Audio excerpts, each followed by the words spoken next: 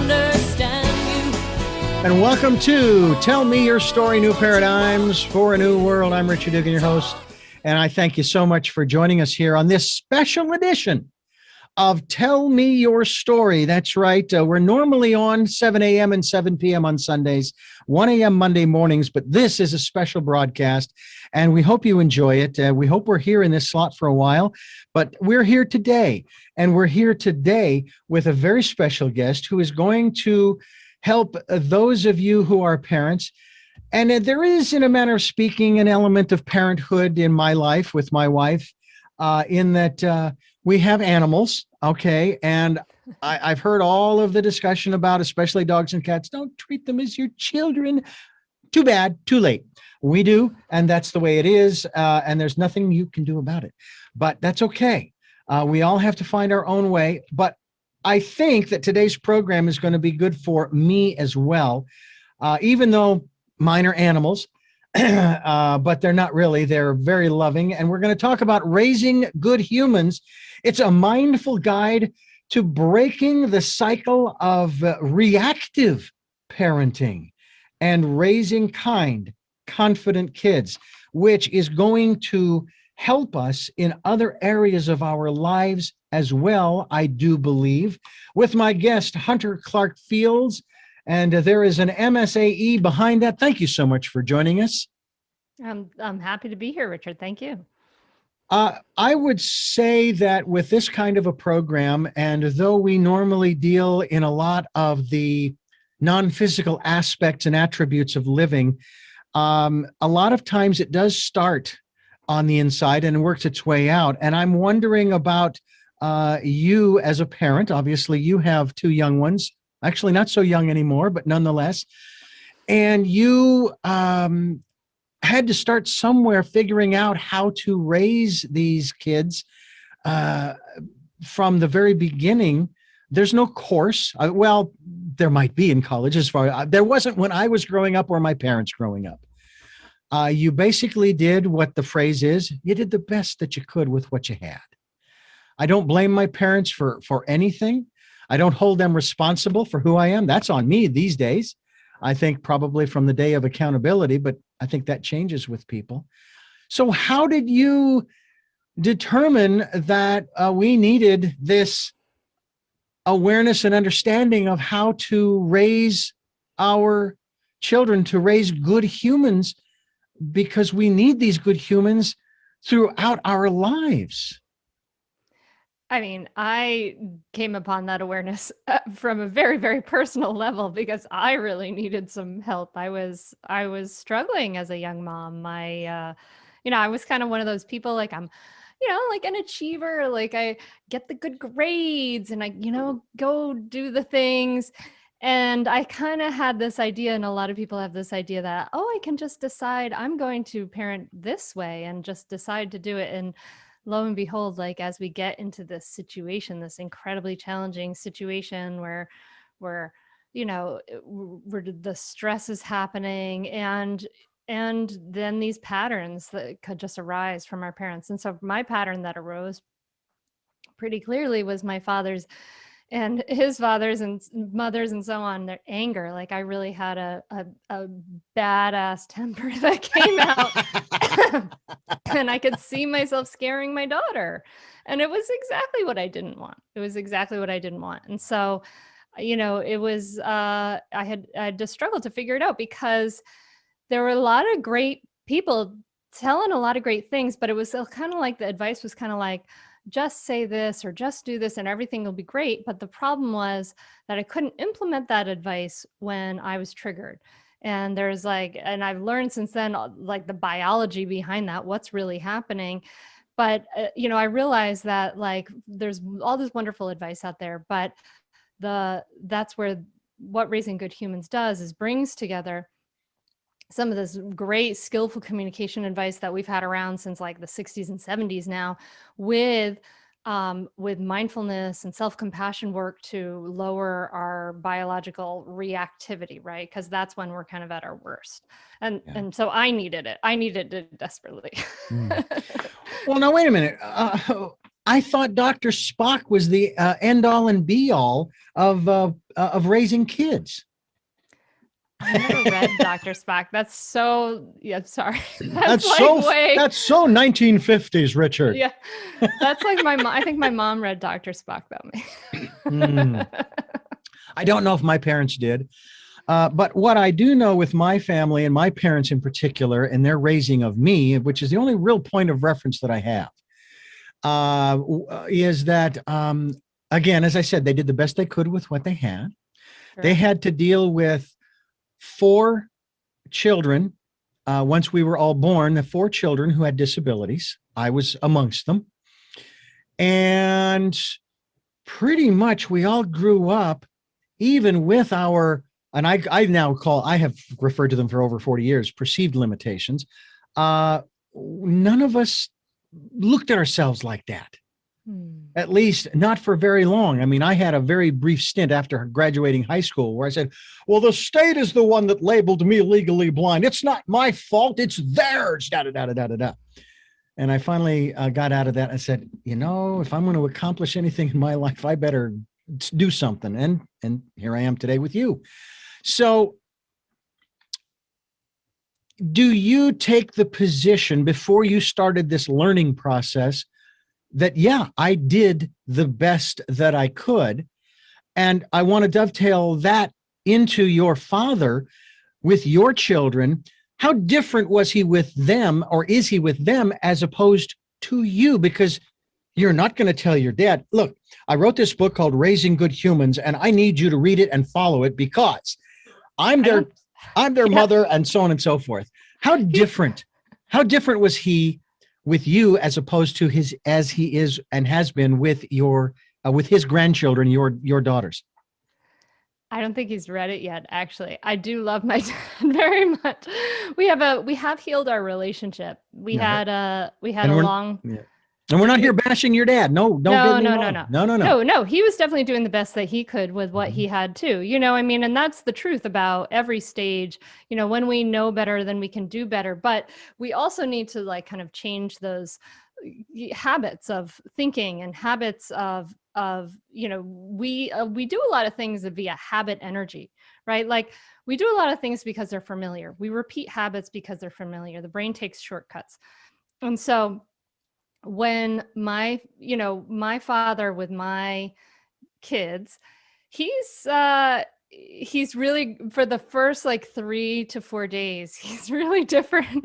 And then around day 4 or 5, then he starts to get really sort of grumpy and curmudgeonly. And his temper has come out with my daughter once.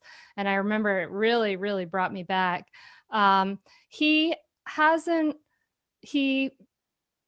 done the work to start to tame his reactivity. He hasn't done any of those things, the practices that I talk about, and he's for a lot of reasons. And but we've had some really beautiful conversations. Like I remember when I was actively really struggling with this and working on this work, when my daughters were little, I remember he came to visit and we had this beautiful conversation where he said, my father beat me with a strap, with a belt. And I spanked you. So I did a little better. I didn't get you with the belt. I spanked you. And you're not hitting your kids at all. And I remember thinking that is improvement. But for me, just not hitting my kids was just not enough. I really wanted to create a relationship where I didn't have to yell and I didn't have to use threats. And that's really what this work comes in. And a lot of it depends on that connection you have. So if your child feels strongly connected to you, and this also applies in every relationship, by the way, but if you're in a closely connected relationship, then your child wants to cooperate with you because they care about you. And it's not the problem with using the threats and the punishments and the spankings and different things like that is that it can quote unquote work in the short term, but you pay a huge heavy price for it. And that is that it builds resentment. Anybody who's like being ordered around or threatened is going to start to feel resentment to those techniques, and it builds and builds and builds. And what it does is it undermines your influence. So it undermines that connection, it undermines that desire for your, anyone to want to cooperate with you and help you. So it actually is counterproductive ultimately in the long run, and can lead to a really damaged relationship, which is what my relationship was with my father for a long time, from like 14 to 24, 27. We had a really, it was a long, many years of a very, very difficult relationship. And I want to change that. I want that generational pattern to stop with me. But this goes even further than your children and their ages presently. This goes beyond that to when they turn 18 and they go out on their own, and they may or may not have families of their own. I chose to have a wife, but I also chose not to have children, not because of anything that my parents did that I didn't want to pass on from a behavioral standpoint, more from a genetic standpoint, that I just didn't. Yes, I made it. And I said this in front of my parents at one gathering when we were visiting for, I don't know if it was Easter or Thanksgiving. And I said, yeah, I made the decision. I didn't want to have kids because I didn't want to pass on this genetic thing with the eyes. And my dad says, well, you do realize that if I had made that decision, you wouldn't be here. And I says, yes, Dad, I do. I understand that. And that was your choice. And that was the other thing too. People used to say, my God, your mother and father had 6 of you. Oh, they must have sacrificed a lot. I interviewed them on this program years ago, and I asked them that question. And my mother and father both almost unanimously and simultaneously said, no, we sacrificed nothing because we wanted a big family. Now, they may not have wanted children with disabilities, but they also knew that was a possibility, but they chose it anyway. And I'm happy they did, obviously, because you and I are here having this wonderful conversation. But at the same time, I sit there and I go, okay, that was my choice. It wasn't my father's. It so far hasn't been my brother's. Now, my sisters, on the other hand, have had children, my eldest 2 sisters, but their kids don't have, and they're all girls. My eldest has a daughter and a granddaughter and grandson, which makes my parents great grandparents and me a great uncle, which I'm thrilled about. And then my second oldest sister has 2 daughters, and they're both fine as far as that's concerned. Whereas my 2 younger sisters do not have children of their own. And that they may have made that same decision. I never got into it with them about that. We never really discussed it. But for me, that was my decision. Did you ever, along the way, even before you found the man who is the husband and the father, did you ever not want to have children, raise them, and so on and so forth? No, I think I always wanted kids. I think I just I thought I'd wait till I was a little older, but yeah, I think I always wanted kids. I had my first daughter when I was 29, and I was really looking forward to it. I was really, at that point, I had discovered mindfulness. I'd been studying and learning about it for a while, and I had started a meditation practice maybe about a year and a half earlier that was steady, and it really was very transformative in my life, in that I'm a highly sensitive kid. I'm a highly sensitive person. And I get that from my dad, right? Like I get he calls it our artistic nature, right? But it's this high sensitivity. And I struggled for a long time with like just kind of falling into pits and lows, like every week or 2 or so for my whole life. And then when I started a mindfulness meditation practice, steady one, they went away. Those pits and lows that I went into for every week or 2 for 27 years of my life at that point went away. And it hasn't come back. And it's not that I don't feel those feelings, but it's just that I don't spiral down into a place that I used to spiral down to. I can interrupt that spiral. And so when I was pregnant with my first daughter, I was like, I can remember sitting in a group, a meditation circle with the big pregnant belly, and just thinking like, oh yeah, like this is going to be amazing. I'm going to rock this. This child's going to be so peaceful. Look at us. We're sitting here meditating. And she, of course, it inherited my father's highly sensitive nature too, and was a really intense, challenging kid. Wow. Yeah. We're going to talk more about mindfulness. We're talking with Hunter Clarke Field, and she has written a wonderful book called Raising Good Humans. This is Tell Me Your Story. I'm Richard Dugan, your host, and I thank you so much for joining us. We are regularly on the air here at 7 a.m. and 7 p.m. on Sundays, 1 a.m. Monday mornings. But this is a special broadcast, and I hope that you enjoy our conversation as we move forward to talking with Hunter. I want to talk to you a little bit about specifically about mindfulness. First of all, how did you find out about it? And when you found out about it, what was it that drew you in to say, I need this. This needs to be a part of my life? It's so funny because the way I found out about it was so strange and so weird. My parents had a bunch of books. They were hippies.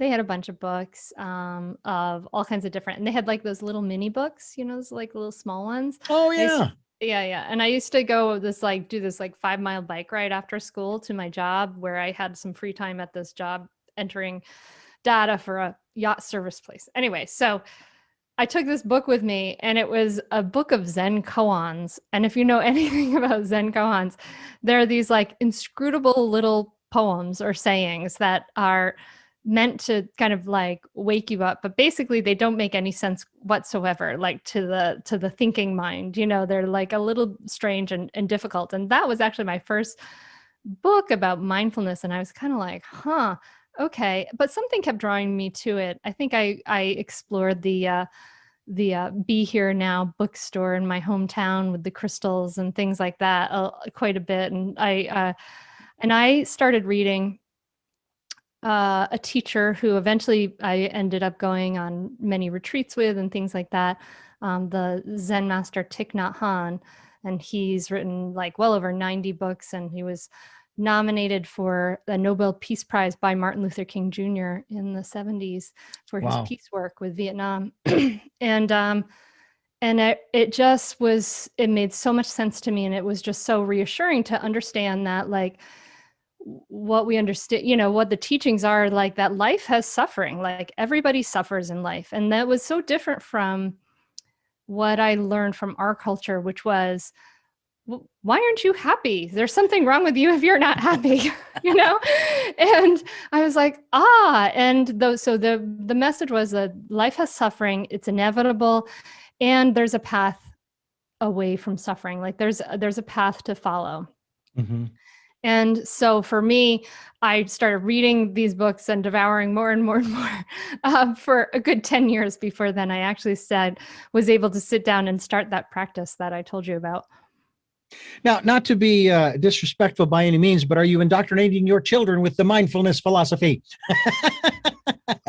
I'm trying my darndest, but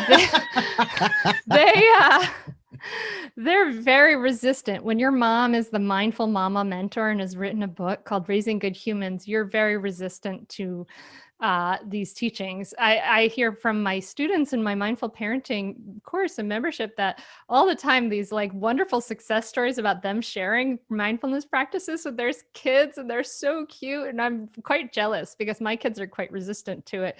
But we've taken them on family mindfulness retreats a number of times, and they love, I mean, you can't help but enjoy that environment where everybody feels so relaxed and peaceful, and you're out in the woods and you can run in the creek, and they may not like, I don't know, they serve vegan food, right? But they may not be into that, but they really have enjoyed that. So I'm kind of hoping, I'm hoping for the get it by osmosis method. And there's nothing wrong with that at all. Absolutely not.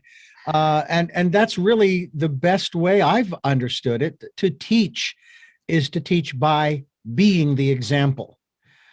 because memory wrote and you do this because I said so. Those don't seem to work. Or you follow the 10 commandments or you're going to hell. I just, those kinds of things don't work, being the example. And that's one of the reasons why I love this particular phrase that I kind of, I don't want to say I coined it, but I've used it occasionally, especially when I observe people who are, well, they're just being who they are. And my intuition tells me, okay, I want to emulate that, or no, I do not. Thank you, teacher, for teaching me whether it's how to behave or how not to behave and so forth, giving them the credit for being the teacher. Do you find that your children, your girls, are teachers to you in spite of their present, shall we call it, resistance to mindfulness, the philosophy, that you still are able to learn a great deal from them? Because it seems to me that, the old phrase is about out of the mouths of babes and let the children lead you, and all those kinds of things are really important. Absolutely. It's interesting because they're continue to be my teachers, and I continue to be a student for sure. We teach specific communication skills like listening skills and responding skills in mindful parenting, and I practice them constantly and I refine them. With my daughter, we had a wonderful experience last week where she was in a difficult time, and she came and we talked, and I was able to reflect back to her, and this sort of whole onion peeled for her about what was really going on. And I know that's so healing, and I felt so grateful to have that opportunity to have that with her. But definitely they are still my teachers. Actually, they are in the dedication to the book. It says, for my daughters who have been amazing teachers, sources of abundant love and joy, miracles of the universe that I'm in awe of. Thank you. That's beautiful. That is absolutely beautiful. Once I move on to writing another book that I've been working on the same book for 20 years, and it ain't a big book either. And we're not talking War and Peace here. I know that there's going to come a book that I'm going to put out that will talk about my life. Not so much memoirs, but more the experiences that I've had, especially with my family and my parents. I know your children probably still see you as parents. I'm 60. My dad is 90 this year. My mother, 87. They're still doing well. I kind of communicate with them almost weekly. I call them. They live in Phoenix. I'm here in Santa Barbara. And I don't see them as parents anymore. They're just really good friends. I am touched sometimes almost to tears when my mother, she'll refer to me, but she won't say, well, Richard, da, da, da. She'll refer to me as son. When I first heard that from her, it was kind of weird. And then I thought, no, that's quite endearing, So, that's just kind of my observations, but I would probably also be dedicating my book to my parents as well as to my siblings. They've all taught me a great deal.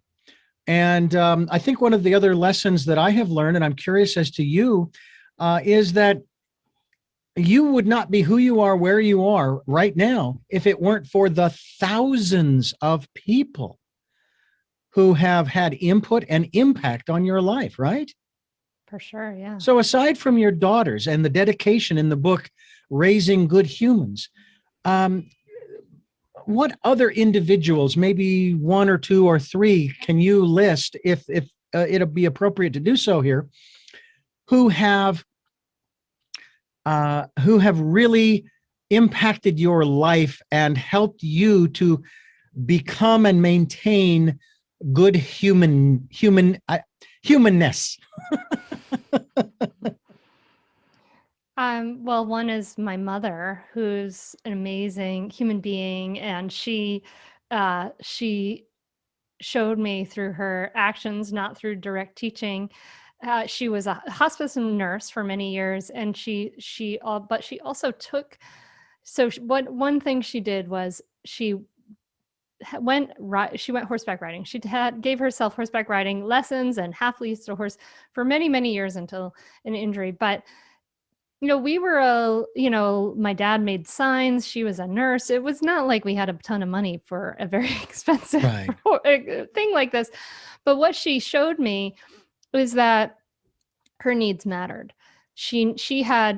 Her ability to have a life outside her family, to do something that she enjoyed, and to create her own joy and fulfillment completely in the way that she needed, really mattered. And what I see so much in my mindful parenting course and membership, and that women are taught, so many women are taught this self-sacrificing stuff, which is like drives me bananas. It's crazy because it's like so detrimental to not only to mothers, but to children. Because if you have a mother who's like completely out of resources and is not giving herself any time and space and any of the things that she needs, she's not going to be as good a parent to you. She's not going to be as good to anybody. So it's really a detrimental idea, but I see it's so pervasive. But my mother, she did this. She went and did this horseback riding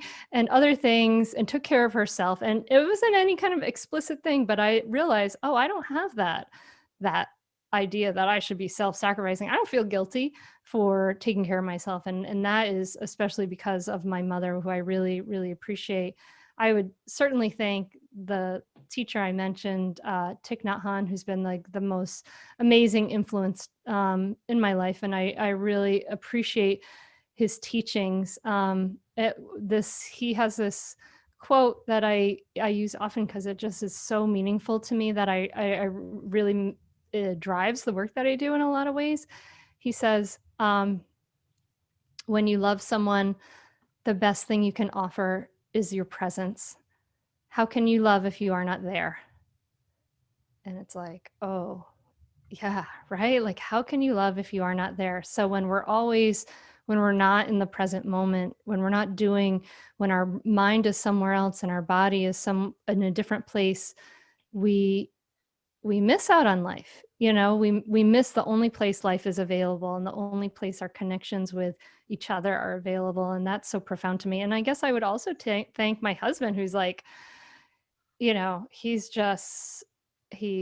a profound, wonderful rock and artist. And he's just he believes in me, which is so beautiful. It's such a gift.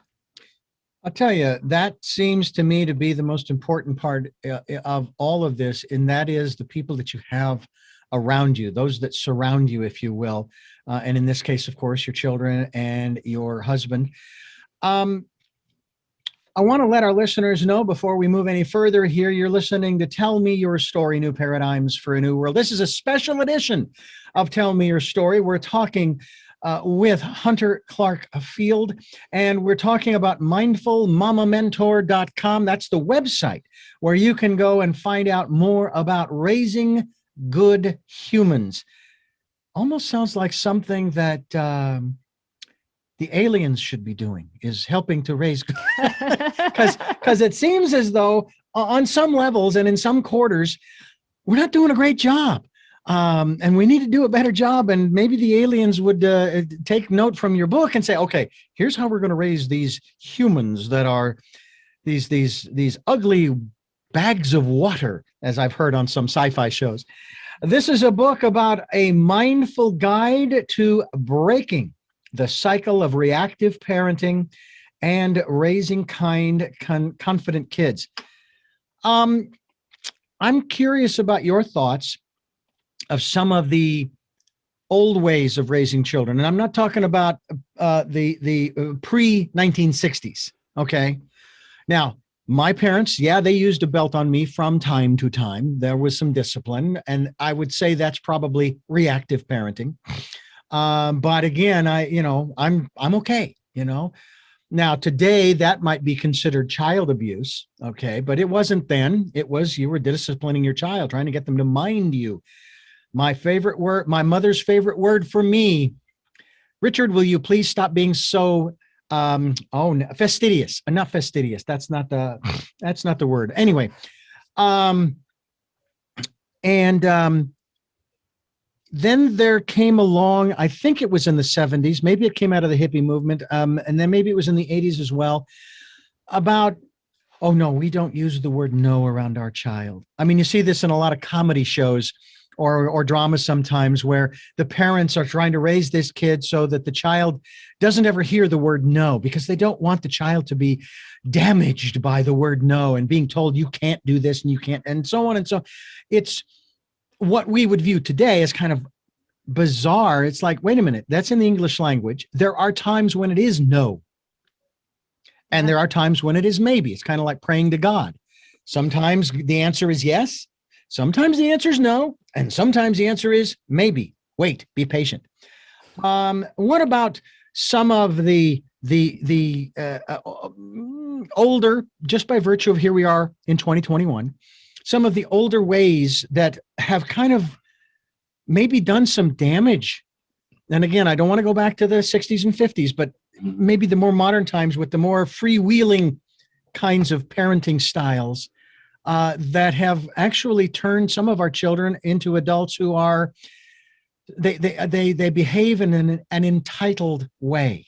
Well, it's interesting because raising good humans and what I teach in mindful parenting is about the middle path, because both of those that you describe are detrimental to kids, like authoritarian parenting, where the parent always wins everything, and it's like that you learn that whoever has the most power wins, right? And they use their power over you, and then you go on and use power over other people in your life. Like, that's not so helpful. And there's a lot of studies that show that corporal punishment is hugely damaging, as well as to kids, et cetera. It's really, and it's just counterproductive also.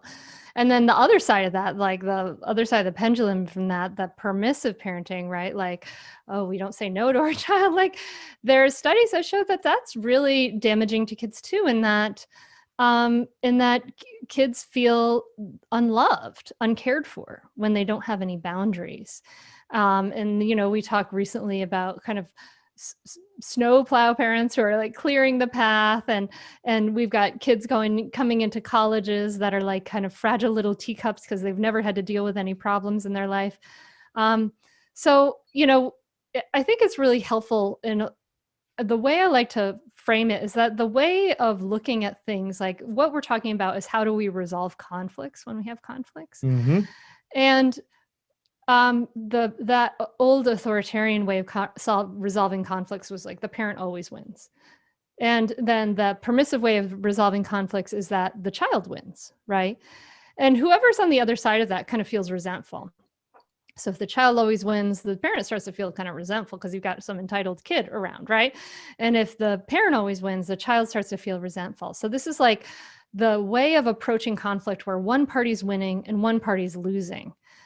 But the thing is, it doesn't have to be this win-lose scenario at all. Like, you don't even need to go there.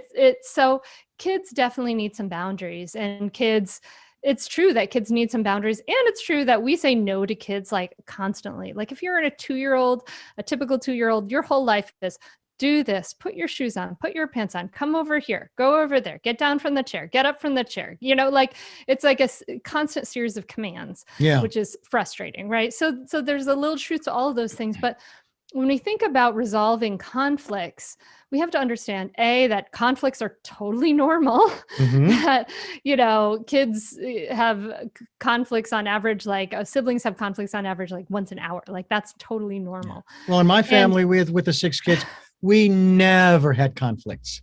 Oh, no, I'm sure. As my nose grows longer and longer and longer. Sure. But the thing is, we have to say that when human beings are with each other, we each have needs, and sometimes those needs conflict, right? Mm-hmm. So if we instead say, okay, what are your needs right now? What are my needs right now? and how can we get underneath this sort of layer of whatever that solution is and go to the layer of needs, like what is the underlying need here? Then there's a lot of ways we can meet all of our needs, right? We can be a little bit more productive about it. But it's what's beautiful about this way of resolving conflicts based on needs, like not in this like win-lose battle at all, but like, okay, I need something and you need something. Let's figure it out, right? What's beautiful about this is that it teaches kids this amazing lesson, which is so, so powerful and will help them so much when they are in the workforce, when they're 18 and going on, because they will learn, instead of the one with the most power always wins, they're going to learn, when I'm in a situation with my coworkers or whatever, let's figure out how to get everybody's needs met. Yeah. Which is like, that's what we need in our society, right? Is an understanding of, we have all got needs and we can work this out. Okay. So with that being said, and I would add to that, agreeing with what you've said to the extent and to this example, that a family, parents and children, they're not combatants. They are a team. I mean, my goodness, when we went on vacations, we would get restless because of the long drives and everything. But I tell you what, when we got to our destination, boy, we had a blast. Whether it was going to Huntington Beach and then going up to Disneyland, which was the whole point of the vacation, or going down to San Diego, that my parents rented an apartment on the beach for us I think it was for a week. Oh my God, that was so fabulous. And we went down to SeaWorld, and we went this place and that place and the other. We would go up I-17 in Arizona up to Flagstaff. I remember when my sister turned 16, my eldest sister turned 16. She wanted to go to, at that time, it was a paper mill. Well, you had to be 16 in order to go. Well, the rest of us, of course, we were not happy with that because we didn't get to go, but we got to play in the forest and so forth.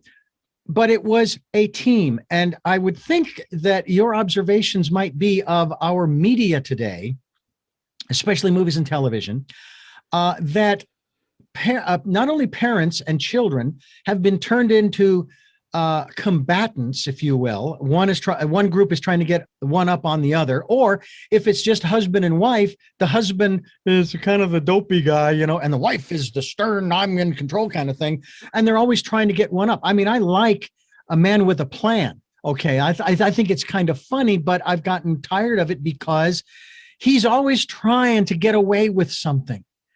And it's supposed to be team. I mean, isn't that really what it comes down to in one sense, that we're not talking about combatants, we're talking about team members? Oh, yeah, for sure. If we can look at our child or whoever we have a conflict with, or, you're trying to get out the door or whatever, you can start to, and you think about bring in the mindset or the intention of joining with that person to help get to the resolution you need. Like, that's so different from using leverage against. It's a really a beautiful mindset. But yeah, we kind of get in this, it's weird how we are with kids in our culture. Like, we talk to them differently. We're just rude to kids. Oh my gosh. And we don't even realize it. Like, we just bark orders at them. We dismiss their feelings. Like, if you had a friend who came to you and said, oh man, like my foot is really hurting because I scraped it, you might be like, oh, that sucks, man, I'm sorry, but a kid comes to you and says, oh, my foot hurts because I scraped it. You're like, you're fine. It's okay. You're okay. We dismiss their feelings. We have this whole other language of talking to kids that just is not like, we always say, like, we want respect, right? But we don't give it, right? Like, how can they learn respectful language if that's not what we're modeling? How can they learn to be considerate of us if that's not what we're modeling, right? Instead we're just kind of barking orders at them all the time. Well, and the other aspect of it too, and I realize that our children are not pets, okay, but from my perspective, and I shared with you and our listeners that, hey, I've got animals, and yeah, they're my kids, okay? And we have a big 100-pound black king shepherd named Angus. We have 5 cats, and we have 5 chickens, not to mention the wildlife on the property where we live. And one of the things that I learned many years ago, especially in dealing with the dogs that we had at the time, and I learned this from a trainer. He says, yeah, you might get your dog to do these different tricks. Sit, stay. And that's, by the way, the other thing you talk about in terms of commands to your kids. Tell your children, sit, stay, roll over.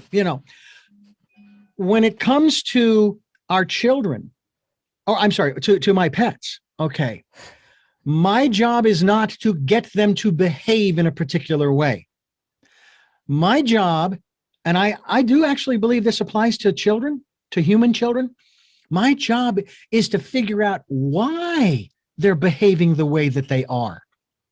Just as you elucidated there just a moment ago about a child scrapes their knee, and instead of dismissing it, well, how did that happen? And this is all going on while you are tending to the wound, kind of thing, to find out and draw out, so that maybe somewhere down the road, there's going to be a tough subject that I can't go to mom and dad about this. No, I can't.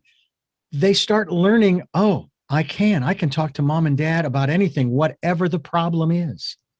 Exactly. Yeah. And that's I talked earlier about that idea of like losing your influence, circling back around to my dad, and I love him very much. He was very supportive in a lot of ways, but he had zero influence over me when I was a teenager. I had some rough teenage years doing some bad things that they would never want to know what I was doing.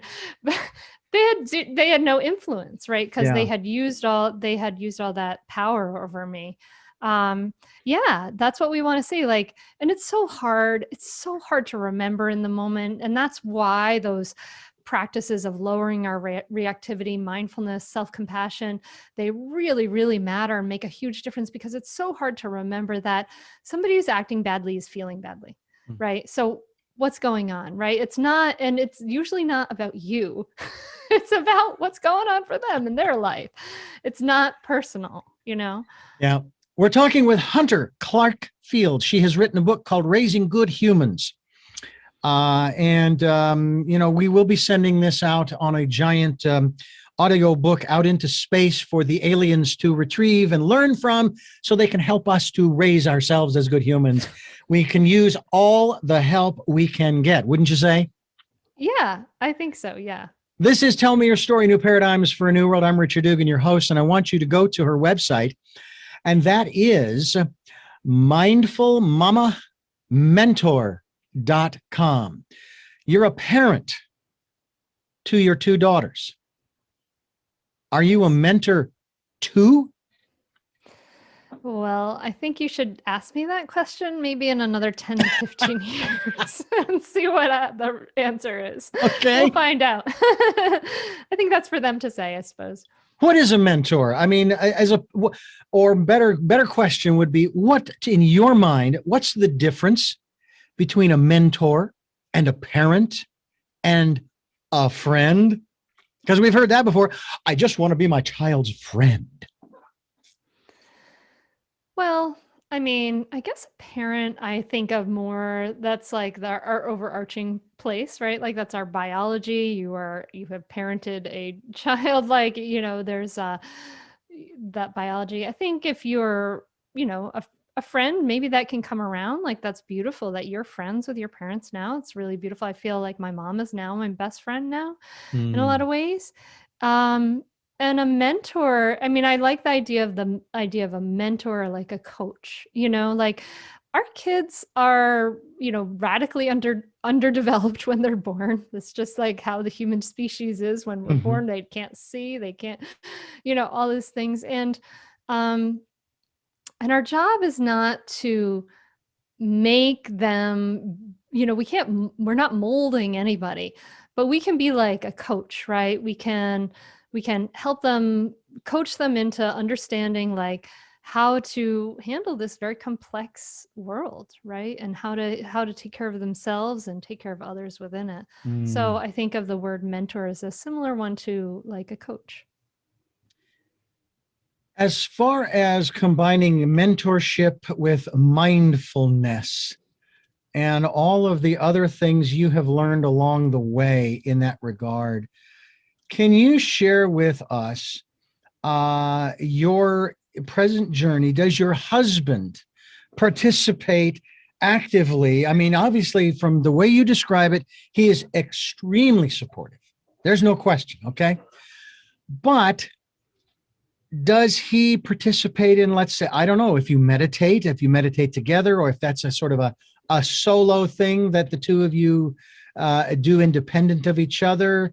Are there activities that you and he and or your children participate in, not just family night kind of things, but in terms of maybe fostering this sort of, I'll call it philosophy, okay, of raising good humans? Because it seems to me like, as I've shared earlier, this is vital. This is extremely important, because it's not just about raising your daughters or our other children as good humans and being good and kind and this and that and the other, and giving them the lessons that they need to know to learn. But it's also about preserving and at the same time progressing our civilization forward. Yes, he does do practices with me. I mean, I'm really lucky in that my husband, we met when we were both 20, and our first conversation, like we were stuck in a, we had been walking along in the same direction from a movie that we had met friends with. And then we met each other and we had this conversation in a cold, dark October night. And we stood outside a parking lot for 45 minutes talking with each other endlessly about things like Buddhism and Taoism that we were both really interested in. He was a Eastern philosophy and computer science double major in college. So that tells you a little bit about him. And so he has also always been very interested. He read, my first teacher in many ways was Thich Nhat Hanh, and he read Alan Watts quite a lot when he was a young guy. And we've gone on retreats, family retreats together. My meditation practice has been more steady over the years. I think just because I need it so much more. I'm like I'm naturally a pretty highly sensitive person, and I go feel things really deeply, right? And he's more steady kind of naturally, but he's lately been very steady in his own meditation practice. He likes to use the Waking Up app that Sam Harris created. It's a really nice app. It's very very, very not fluffy or woo-woo. So very, very good for the, maybe, not to pigeonhole the men in the audience, but they might like that. Yeah. And he's very, very thoughtful, very calm, very kind guy, and a great dad. Well, that's very cool. And it's wonderful to be able to find and have someone in your life that way. I unfortunately, and it wasn't necessarily a conscious thing, but I became aware of that aspect, if you will, of competitiveness that was being inbred, shall we say. And I thought, no, this is not right. We're a team. And it wasn't because of what my wife was doing. It was because of my attitude, my perspective. And so now, when I start thinking in that direction, because it takes a while for those thoughts to kind of be turned and changed. When I start going there and go, wait a minute, hold it. Is that team play or is that individual play? Is that competitive or cooperative? And I'm wondering if that's one of the techniques that you talk about in your book, as far as, and not saying when it's time to discipline the children, okay, you need to have my back. It isn't a question of having your back. It's a question of the two of you being united, but not one going in as good cop, bad cop, as the saying goes. You're raising your children to be good humans. Yes. I think I'm really lucky in that my husband and I usually agree. Sometimes we don't. But I do actually have a problem with sometimes people feel like, oh, I have to have a united front, and I can't, if my partner believes in like punishments and spankings. Like, I can't change my ways and do a different thing because that's what he believes. And we have to have this united front. And it's really frustrating actually to me, because the truth is, like, we don't always agree on the same things. Like, even in a relationship like my husband and I's, where we're pretty in agreement a lot of the time, we don't always agree on the same things. And the thing is, if you're falsely united, if you're like faking that you agree with your partner, your kids have amazing BS meters. They can see right through that, and then they just don't trust you because you're lying to them essentially, and it undermines your relationship. So I don't think that it is a reason to continue doing unskillful practices and ways of discipline. And when I think about discipline, I think about the root of the word discipline, or the root of the word disciple, right? And really it means to teach. And I think that we can think about that. Like, if you're a disciple, you're learning from somebody. And, say if someone was a disciple of Jesus, right? They were learning from him about, like, the learning by example, learning with the modeling.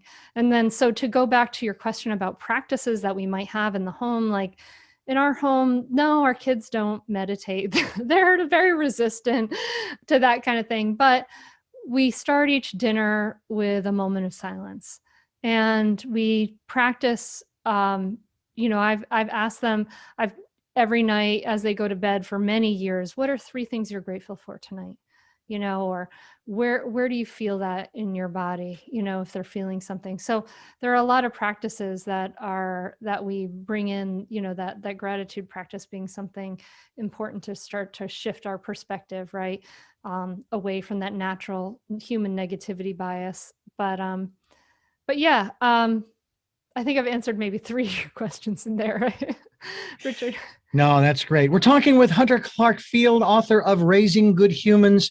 And I am excited about the fact that we are here with you on this special edition of Tell Me Your Story, New Paradigms for a New World. And you can join us on Sundays at 7 a.m. and 7 p.m., Monday mornings at 1 a.m. We stream live at those times as well as this time.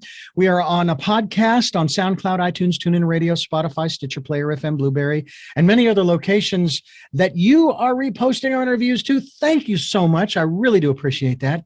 And not only are we on those 2 outlets, we are also on YouTube with a video cast where you can watch these interviews, get to know our guests face to face, as it were, including myself. And we hope that you will do that. We also hope that if you can support us financially, we would greatly appreciate that. That's why we have a PayPal account. That is for your security as well as ours. And we also want you to participate in the decade of the perfect vision, the 2020s, where we want you to go within and spend some time quietly, whether it's meditation or otherwise, and listening to that still small voice. To that end, as we come close to the end of our program here with our guest, Hunter Clarke Field, whose website is mindfulmamamentor.com. I like that. That's very cool. Although you do not, at least as I see you here on the video, you don't look like a mama. Okay. I think of the Carol Burnett show and mama with the gray hair and all of that, and talking just really old and what have you say. I want to ask you though about intuition. What role does that play for you in parenting? And if and you can't really speak for your husband, but speak for your husband. What about intuition on the parts of you and your husband? Do you teach listening to that still small voice, if you will, or what have you, to your children? Hey, that gut feeling or whatever? Oh yeah, for sure. We definitely teach about listening to your gut feeling. And he makes music, and I think he's very intuitive in his music making. It's very it's actually what's it called when it's not pre-planned? It's I'm like forgetting the word. Spontaneous? Yeah, it's impromptu. Impromptu. Oh, there you go. Jazz, improv. That's the word I want. There you go. Improv. So he's very intuitive in those ways. And we've certainly talked to our daughters about listening to their gut. I think that a lot of us were kind of taught not to pay attention to our bodies and our bodies' messages. So I think that's really, really important to start to pay attention to our body's messages and to come to our senses, right? Quite literally. Um, and I guess as you speak about tuition in that small voice, I also know that the human species is wired for survival. And so we have a natural negativity bias, and we have a natural tendency to notice the problems and the things that are wrong, and a natural tendency to look for threats, right, in our environment. So some of us tend to have a voice, and most of us tend to have a voice that sees the negative more than the positive. So I also, as we talk about that inner voice, I guess I would warn that sometimes the inner voice and our thoughts are just thoughts. They're not reality. They're just stories that our brain is making up, and sometimes those thoughts are helpful and sometimes those thoughts are not so helpful, right? So I think it's also really helpful to get a little objectivity and a little check on your thoughts, and know that just because you have a thought, it doesn't mean it's true, doesn't mean you have to believe it or act on it right away. Instead, we can start to look at them and observe them more objectively. Well, I know that it has been said that the things that we worry about, i.e., thoughts, 90% or more of them do not happen. And yet we live our lives as if they do. And that is an issue that we have to take up for another program. Before we wrap up here, first of all, let me thank you for giving us so much time here on the program, for sharing your story and the information that you have, your family, your father in particular, as well as your mother and husband. I've been through enough personal growth and development programs over my years. I know better than to ask you to tell me about your husband's experience or your father's experience or your mother, because even if you knew, it's not your place to tell us. It's only your place to tell us of your experiences of your mother, your father, and so forth and so on. So I thank you for sharing what you have, because it goes a long way. I'll be honest with you, it does, to help us to understand who we are and where we're coming from. I have 3 final questions I'd like to ask you before we wrap up this program. But before I do, I would like to thank you for listening to and watching Tell Me Your Story, both at richarddugan.com, streaming live at 7 a.m. and 7 p.m. Sunday mornings and evenings, and also Monday mornings at 1 a.m., as well as this special edition of Tell Me Your Story. We also hope that you will go to our podcasts, which are on SoundCloud, iTunes, TuneIn Radio, Spotify, Stitcher, Player FM, Blueberry, and other locations. You folks are reposting our interviews, and thank you for doing that. If you can support us financially, we would be greatly appreciative. If you can, we have a PayPal account for your security as well as ours. Any amount is welcome. We will take energetic support, okay? We're picky and we're not picky, okay? But we thank you for supporting us just by listening and sharing this information with people you know. Also, go to YouTube. YouTube is where the video casts are, and you can watch the entire interview. We didn't broadcast the whole thing on radio for the special edition, but it is fully available on the podcasts as well as the video casts. And then please participate in 2020, the year of perfect vision. That was last year, but now it's the decade of perfect vision, the 2020s. 9 years, and we're getting close to 8.5 now, but be that as it may, we'll continue it on into 2030, but I have no idea what the slogan will be. So we'll figure that one out when we get there. Take that time, go within, meditate, pray, be still, be quiet, listen to that still small voice, find that peaceful, quiet space within you. Especially if you're a parent with rambunctious kids, you need to do that to recenter and refocus and re-energize as well. And who knows, maybe you can get your kids to do that. I know that our guest, Hunter, is working on it, and I have a feeling she's going to be successful, because I think, Hunter, it is true that we will teach by example, by what we do, and you're doing that. And I think that when it comes to them getting older and looking back, they're going to go, yeah, that was really cool what mom did. I'm gonna try that, and maybe they'll pick up a copy of your book, Raising Good Humans. Available through, of course, Amazon and all the other outlets, as well as on your website, which is mindfulmamamentor.com. I like that. MMM, mindfulmamamentor.com. Before we let you go, 3 final questions. And I thank you so much for giving us so much time. First of those is, who is Hunter Clarke Field? Hunter Clarke Fields is the name people call me, but I am much more than that, right? Like, as we all are, like we're more than an identity and a name. But yeah, Hunter is the name they call me. Okay. Second question is, what is it that you hope to or want to achieve through the work that you're doing now? I'm really excited to bring this work to more of the world. I'm doing a mindful parenting teacher training right now, and I have people in Australia and not They're everywhere. Sweden, and all around. And so I really want to just transform. I want to start to transform the way we parent and to heal those patterns, so that we can just have a generation of kids who are just more grounded, happier, healthier, comfortable in their skin, and have good relationships with their families. Couldn't agree with you more on that one. And finally, what is your life's purpose? Oh, it's to do this work. Absolutely. Well, very good. Hunter, thank you so much. Hunter Clarke Fields, for joining us here on the program, sharing with us Raising Good Humans here on Tell Me Your Story. Go to mindfulmamamentor.com. We will be linked to your website, Hunter, so that people can continue their evolutionary process. And again, we thank you so much for joining us here on the program. Thank you so much, Richard. It's been a real pleasure. I've really enjoyed it. And we thank you for listening and watching. Tell Me Your Story, New Paradigms for a New World.